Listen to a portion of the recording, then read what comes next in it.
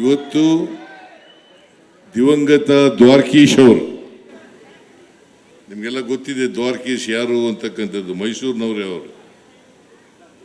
ಅವರು ನಿರ್ಮಾಪಕರಾಗಿದ್ದರು, ನಟರಾಗಿದ್ದರು, ನಿರ್ದೇಶಕರಾಗಿದ್ದರು. ಭಾಳ ಅಪಾರವಾದಂಥ ಕೊಡುಗೆಯನ್ನು ಕನ್ನಡ ಚಿತ್ರರಂಗಕ್ಕೆ ಕೊಟ್ಟಿದ್ದಾರೆ.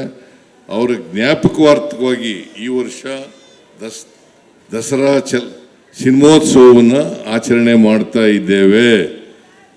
ಅವರ ಮಕ್ಕಳುಗಳು ಕೂಡ ಇಲ್ಲಿ ಬಂದಿದ್ರು,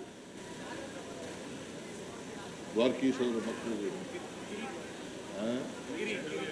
ಗಿರಿ ದ್ವಾರಕೀಶ್ ಅವರು ಪ್ರೊಡ್ಯೂಸರ್, ಯೋಗಿ ಗಿರಿ,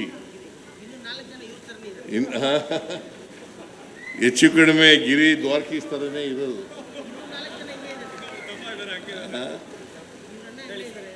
ಯೋಗಿ ಇವರು ನಿರ್ಮಾಪಕರು.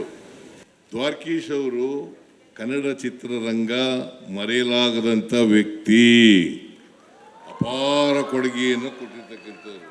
ಕನ್ನಡ ಭಾಷೆಗೆ, ಕನ್ನಡ ಚಿತ್ರರಂಗಕ್ಕೆ ಭಾಳ ಕೊಡುಗೆಯನ್ನು ಕೊಟ್ಟಿರ್ತಕ್ಕಂಥವ್ರು. ನಾನು ಅವರು ಭಾಳ ಆತ್ಮೀಯವಾಗಿದ್ದಂಥವ್ರು. ದ್ವಾರಕೀಶ್ ಮತ್ತು ನಾನು ಭಾಳ ಆತ್ಮೀಯವಾಗಿ ಒಟ್ಟಿಗೆ ಹೆಲಿಕಾಪ್ಟರ್ ಮೈಸೂರಿಗೆ ಬಂದಿದ್ದು. ನಾನು ಅವರು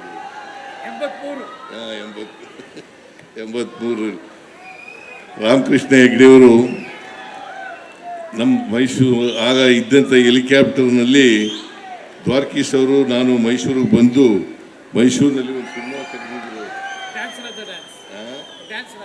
ಡ್ಯಾನ್ಸ್ ರಾಜ ಡ್ಯಾನ್ಸ್.